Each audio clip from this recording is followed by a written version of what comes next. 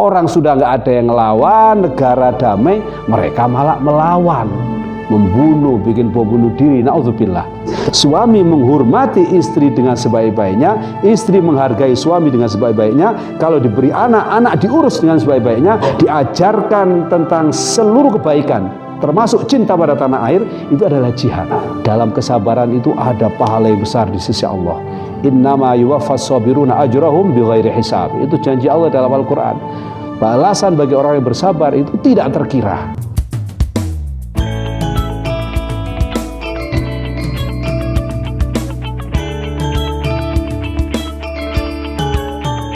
Assalamualaikum warahmatullahi wabarakatuh. Para konco, sedulur, sobat dan guys, apa kabar Anda hari ini? Semoga dalam keadaan sehat walafiat. Anda pasti heran dengan penampilan saya yang baru ini.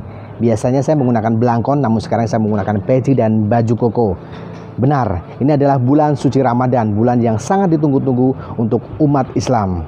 Saya akan menghadirkan program baru di The Blangkon TV, yaitu Sekilas Ngaji. Dan pada episode pertama ini saya akan mengajak Anda untuk berkunjung ke sebuah pesantren di Jakarta Timur, yaitu Pesantren Skill. Sebuah pesantren yang diciptakan untuk mencetak anak-anak muda yang siap bekerja dan mengabdi kepada bangsa dan negara. Dan juga pada saat pertama ini saya akan mengajak Anda untuk ngobrol dan berbincang dengan Kiai Haji Muhammad Nur Hayit, pengasuh Pondok Pesantren Skill, tentang jihad di era globalisasi. Tidak perlu berlama-lama, langsung saja kita simak sekilas ngaji selengkapnya.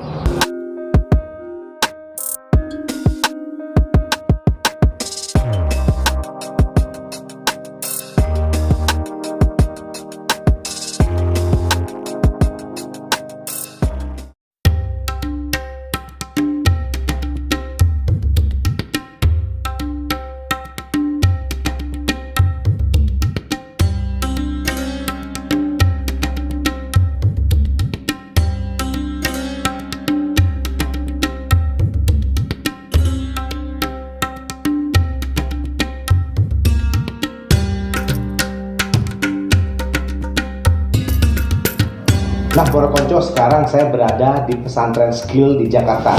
Salah satu pesantren yang sangat dikenal di kawasan Jakarta Selatan, karena pesantren ini menghadirkan santri-santri untuk menyiapkan kaderisasi atau santri yang siap skill untuk di dunia kerja. Dan bersama saya sudah bersama pimpinan pengasuh Pondok Pesantren Skill, Kiai Haji Muhammad Nur Hayit, atau yang disapa Gus Hayit. Siap, Bayit? Waalaikumsalam warahmatullahi wabarakatuh. Siap, kabar, alhamdulillah. Baik. Gimana kabarnya? Mas Blangkon sehat?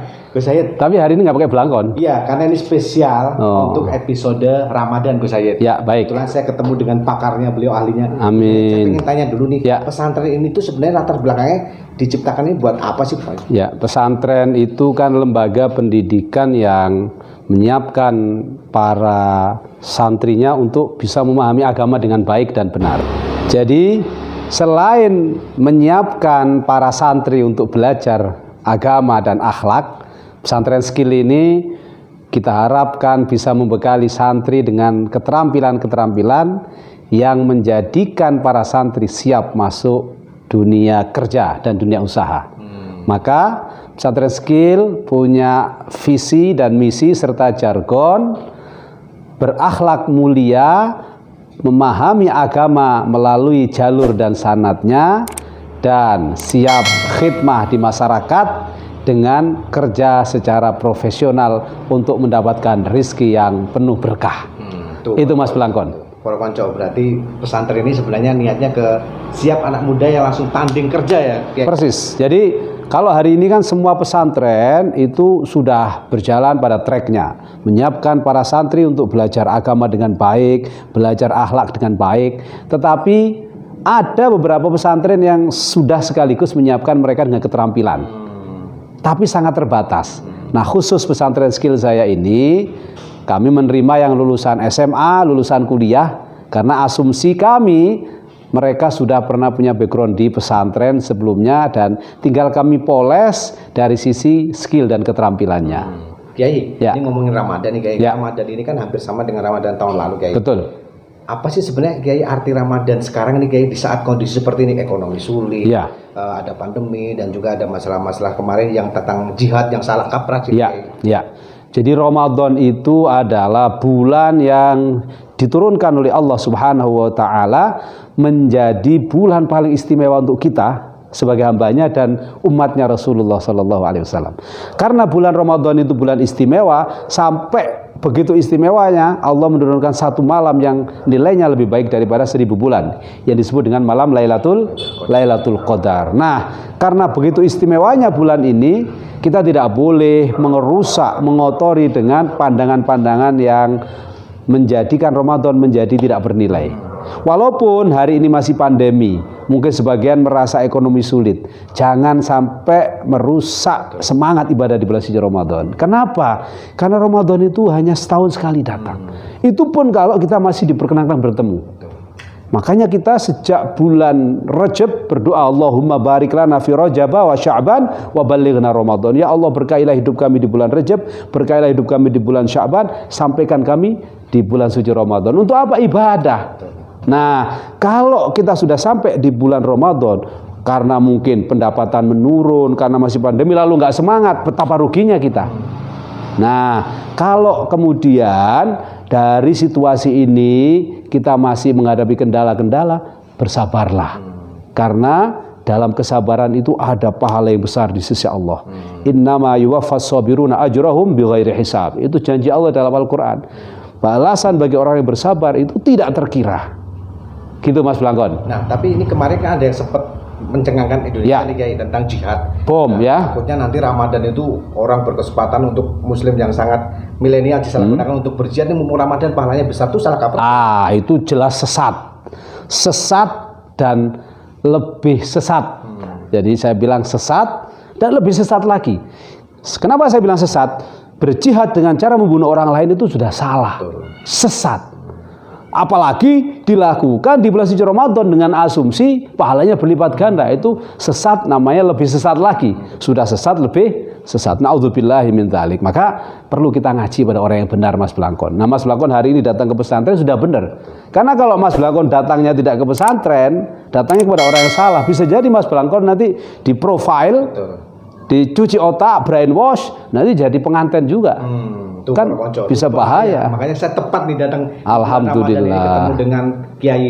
Tapi sebenarnya jihad di era globalisasi ini sendiri seperti apa sih Kiai dalam Islam? Jihad itu punya makna dari kata dasar jahadah. Jahadah itu bersungguh-sungguh. Jadi pokoknya yang namanya bersungguh-sungguh itu jihad, Pak. Nah, memang dalam Al-Quran bersungguh-sungguh itu memiliki konteks yang beragam. Ada konteks yang makna jahadah itu berperang di jalan Allah, karena saat itu kita menghadapi orang-orang kafir Quraisy yang menekan Islam. Di zaman awal-awal Rasulullah mengajarkan dan menyebarkan agama Islam. Nah, ketika Rasulullah tidak ditekan, Rasulullah nggak ngelawan pada mereka. Rasulullah hanya dakwah. Tapi ketika ditekan, nggak bisa lagi negosiasi, oke kita perang. Nah, hari ini kan ideologi jihad yang dipikir oleh mereka itu kebalik. Orang sudah nggak ada yang ngelawan, negara damai, mereka malah melawan, membunuh, bikin bom bunuh diri. Na'udzubillah. Jadi ini sudah salah kaprah. Makna jihad yang kedua selain perang tadi adalah bersungguh-sungguh. Ya, dalam Al-Quran disebutkan, barang siapa yang bersungguh-sungguh di jalan kami, lanahdiyannahum subulana, maka akan aku berikan hidayah, berikan petunjuk pada jalan kami. Jadi bersungguh-sungguh itu banyak. Dalam konteks ekonomi misalnya, kita bersungguh-sungguh untuk menciptakan kesejahteraan, itu juga jihad. Dalam konteks pendidikan, bersungguh-sungguh menghadirkan pendidikan yang humanis, pendidikan yang toleran, pendidikan yang murah, pendidikan yang mencerdaskan, itu juga jihad. Dalam konteks moral dan akhlak, kita melihat betapa dekadensi moral di mana-mana, lalu kita ajarkan tentang akhlak yang baik, moral yang baik, itu juga jihad. Kalau kita bersungguh-sungguh di sana. Jadi makna jihad itu bersungguh-sungguh. Tinggal konteksnya apa? Kalau tadi Mas Blangkon bilang konteks milenial, konteks globalisasi, jihadnya apa? Kita lihat apa problem di globalisasi ini. Kalau problemnya kesenjangan ekonomi, berarti bagaimana memeratakan ekonomi, itu adalah jihad. Bukan malah bikin bom bunuh diri, bukan malah membunuh orang lain, apalagi yang dibunuh adalah sesama orang-orang yang beriman. Na'udzubillahi min dzalik. Jihad dalam keluarga sendiri seperti apa? Nah, dalam keluarga jihad itu adalah bagaimana pasangan suami istri berjalan secara harmonis, suami menghormati istri dengan sebaik-baiknya, istri menghargai suami dengan sebaik-baiknya, kalau diberi anak, anak diurus dengan sebaik-baiknya, diajarkan baca Al-Quran, diajarkan akhlaknya Rasulullah, diajarkan sejarah Rasulullah, diajarkan tentang seluruh kebaikan, termasuk cinta pada tanah air, itu adalah jihad. Jadi bukan mengajarkan keluarga dengan jihad itu diajari main tembak-tembakan, kemudian orang lain itu kafir tembak, itu justru menyesatkan, bukan bermakna jihad. Ya, sekali lagi jihad itu punya konteksnya masing-masing dan ini sudah selesai dibahas oleh para ulama. Makanya ngajilah. Kalau ngaji, buka kitab yang banyak, sering piknik, ya kan? Hari ini kan banyak orang nggak pernah piknik. Cuman ngajinya satu orang lalu wah seolah-olah itu yang paling benar. Maka pikniklah. Di mana pikniknya? Datang ke pesantren, temui kiai. Oh, ada pandangan berbeda. Nanti dicari lagi. Kok berbeda ini, bagaimana penjelasannya? Insya Allah selamat. Tapi kalau sudah masuk kelompok tertentu, tidak boleh keluar lagi. Yang boleh hanya pemahaman seperti itu. Pasti itu adalah ideologisasi. Itu adalah radikalisasi. Itu adalah brainwashing dalam rangka untuk melakukan kegiatan-kegiatan yang membahayakan dirinya, agamanya, dan juga pasti membahayakan umat Islam, membahayakan agama Islam, dan membahayakan bangsa dan negara. Na'udzubillahi min dzalik. Terima kasih Kiai. Amin. Sayyid, itu tadi Pro Konco penjelasannya cukup jelas, dan nanti jika nggak jelas bisa langsung di Instagramnya Gus Sayyid. Apa Instagram Gus Sayyid? Gus Sayyid 80. Follow @Gus Sayyid 80. Insya Allah kita ngaji bareng di sana dengan tujuan satu, mengharap ridho Allah Subhanahu wa taala dan menyiarkan agama Islam yang rahmatan lil alamin. Nah, itu tadi Pro Konco, ini tadi dialog singkat dengan Gus Sayyid, sangat bermanfaat, dan mudah-mudahan nanti selama 1 bulan ke depan di bulan Ramadan nanti akan ada ceramah-ceramahnya Gus Sayyid di channel kita The Belakang TV, Belakang Kontroversi, di segmen Sekilas Ngaji. Tentunya jangan lupa subscribe, comment, like, and share di The Belakang TV, Belakang Kontroversi. Assalamualaikum warahmatullahi wabarakatuh. Waalaikumsalam warahmatullahi wabarakatuh. Sama-sama, monggo Mas Blangkon.